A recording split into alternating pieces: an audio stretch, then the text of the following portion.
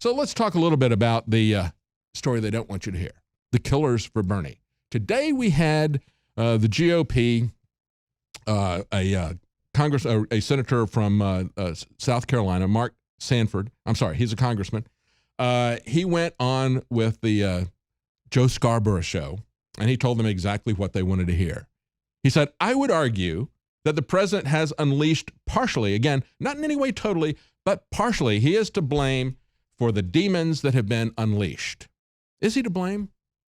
Or are these killers for Bernie? You know, we have seen throughout the campaign, we saw assault and intimidation at rallies. We saw battery. We saw vandalism of cars. We saw a lot of different things that were done by Bernie supporters, okay? And then, as I've pointed out a couple of different times, we had Bernie himself, and you can see his social justice warrior rage at this guy who was a Christian. And we talked about this. This was Russell Vought. He had been nominated to be deputy director of the Office of Management and Budget. But because he was a Christian, Bernie Sanders didn't think he was qualified. And because he had written something that put out Christian doctrine, that got Bernie Sanders very angry. He said, this was something he had written for a publication called Resurgent. He said, Muslims do not simply have a deficient theology. They do not know God because they have rejected Jesus Christ as son and they stand condemned. Do you believe that statement is Islamophobic? Said Bernie Sanders. And he said, absolutely not, Senator. I'm a Christian. I believe in a Christian set of principles based on my faith. That was an answer to a questionnaire to this committee. I answered that. It was about my alma mater. Wheaton College is a Christian school. And he goes, oh, forgive me. I'm not going to let you talk about, and he comes back and he says, but do you believe that Muslims are condemned? Do you know how many Muslims there are in America? Maybe a couple million. Are you suggesting all these people stand condemned? And he goes, well, I'm a Christian. So I understand you're a Christian. Look, it is none of Bernie Sanders' business what Vought believes.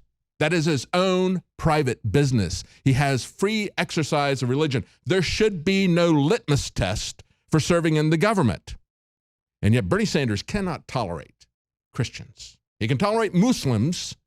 He can tolerate secular humanism, which perhaps is his religion, but he will not tolerate Christians. Absolutely intolerant.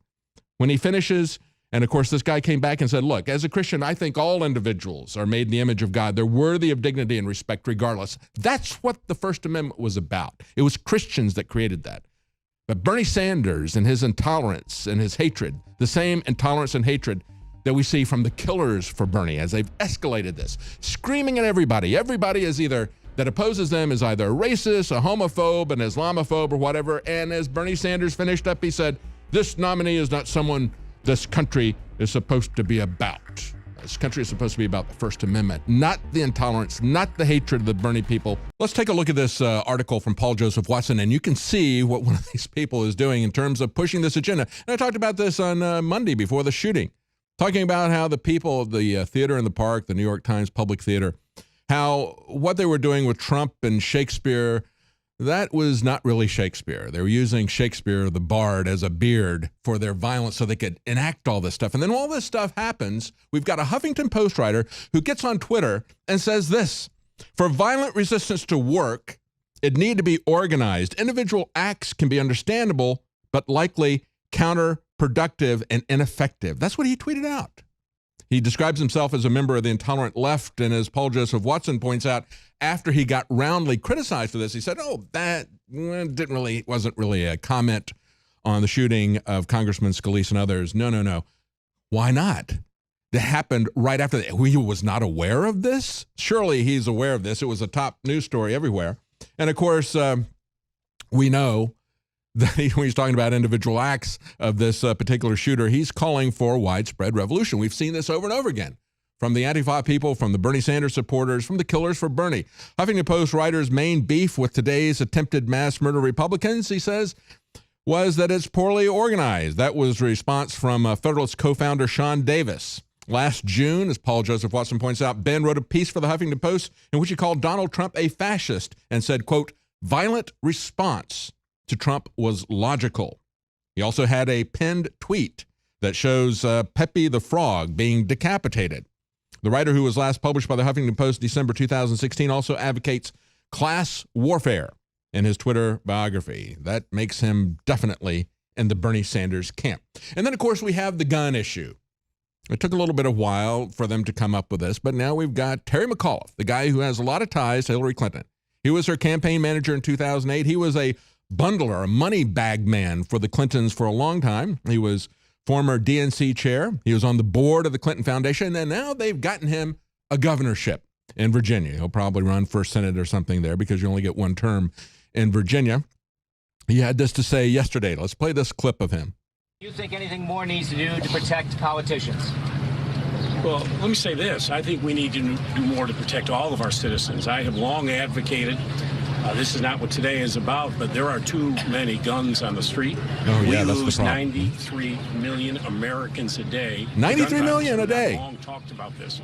Background checks, shutting down gun show loopholes. That's not for today's discussion, but it's not just about politicians. Governor, can you we worry about this every day for all of our citizens. Well, we're all going to be, there's not going to be anybody in America within about 3 or 4 days at that rate. But don't worry, we can always bring some Muslims in to inhabit it after all the Americans have killed each other off with guns. Look, he was right about one thing. This is not something that we just simply want to do for politicians. A Republican, Barry Loudermilk, said that he wanted concealed carry for lawmakers in D.C. No, we want concealed carry for everybody. Yeah, it may be an exclusive club and we're not in it, but we have a right to defend ourselves. We have a God-given individual right. The Second Amendment was there not to give us a right, not to create a privilege, but to say to the government, you cannot take away these fundamental rights. No free man will ever be debarred the use of guns, as our founders pointed out. But let's get to the real statistics. It's not 93 million people a day. Remember this article we had a couple of weeks ago? Zero Hedge picked up on John R. Lott's research. 51% of murders in the U.S. come from just 2% of the counties. Places like D.C., places where there's gun-free zones. And yet, where do we see the shootings? It's in the gun-free zones. If you look at that chart, scroll down and show that chart there. They point out the worst 5% of the counties contain 47% of the population and account for 68% of the murders. Scroll down to that bar chart down there, and you can take a look at it.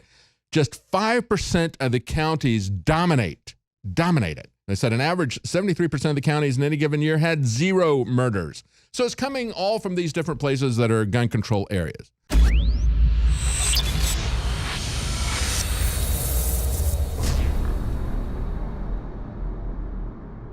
We've taken thousands of years of known research and put it together with our own 4 years of seeking and testing to find the very best systems that God gave us through Mother Nature to detoxify the body.